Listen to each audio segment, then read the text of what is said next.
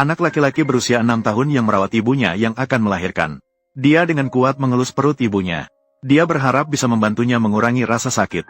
Setelah menyiapkan ibunya, anak laki-laki itu membawa rebung yang lebih tinggi darinya keluar rumah. Dia berjalan tanpa alas kaki sejauh beberapa ratus meter. Dia akhirnya sampai di sebuah aliran kecil. Dia kemudian menaruh salah satu ujung rebung ke dalam air. Dia mengambil air dari aliran itu dengan bebas. Rebung ini lurus di bagian dalamnya. Setelah cukup terisi air, anak laki-laki itu membawa rebung kembali melalui jalan yang sama. Begitu sampai di rumah, Kangkang yang pengertian segera menyiapkan makan siang untuk ibunya. Di matanya, hanya dengan makan cukup, barulah ibunya punya tenaga untuk melahirkan adik laki-laki atau perempuan. Dia yang masih kekanak-kanakan di lingkungan keluarga seperti ini, dipastikan akan lebih pengertian daripada anak-anak seusianya. Ketika Kangkang sibuk memasak, ibunya berguling-guling di tempat tidur. Rasa sakit perut yang datang dan pergi dari waktu ke waktu. Hal ini membuatnya sama sekali tidak bisa tidur. Melihat keadaan ini, anak laki-laki itu membantunya duduk di tepi ranjang. Ibu dan anak itu duduk bersama, diam-diam menunggu nasi dalam panci matang. Sebelum makan secara resmi, Kangkang memotong beberapa daun pisang dan membawanya ke sini. Ibunya menerima daun pisang itu, merobek satu lembar dari tengahnya. Dia melakukan ini karena di rumah tidak ada mangkuk untuk makan. Dia hanya bisa menggunakan daun pisang ini untuk menyajikan nasi. 3 orang ibu dan anak yang terjebak di gunung selama 3 atau 4 hari, sangat merindukan nasi hangat ini. Hanya orang yang sering kelaparan yang mungkin bisa memahaminya. Dalam keadaan sangat lapar, seseorang tidak perlu lauk apapun. Meskipun hanya makan nasi, rasanya tetap sangat enak. Setelah makan siang, Kangkang membawa ibunya ke rumah sakit di kota untuk melahirkan.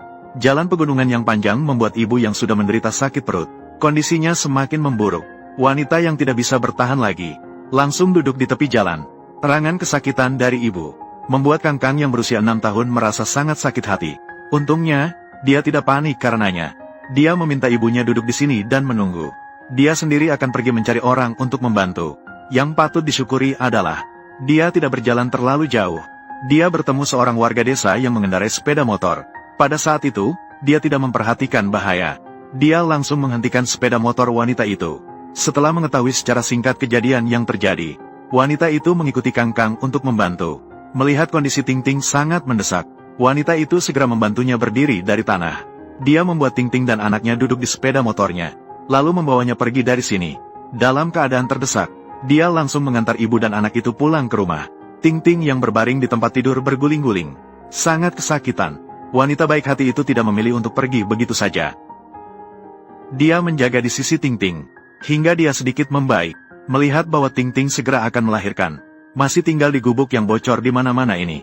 Wanita yang juga seorang ibu merasa iba. Dalam hal lain, mungkin dia tidak bisa membantu. Namun, dia masih bisa mengatur lingkungan tempat tinggal yang lebih baik untuk mereka. Dia masih bisa melakukannya. Wanita itu membawa Ting Ting dan anaknya menuju ke ruang penyimpanan di rumahnya. Ruang penyimpanan ini meski tidak terlalu baik, namun, ini pasti lebih baik daripada rumah sebelumnya bagi ibu dan anak. Wanita baik hati itu dengan cepat merapikan tempat ini. Setelah menenangkan ibu dan anak itu, seseorang juga membawa mereka beras dan sayuran. Sampai saat ini, untuk menghasilkan uang, membawa ibunya ke rumah sakit untuk melahirkan, Kangkang pergi sendiri ke hutan untuk mematahkan rebung.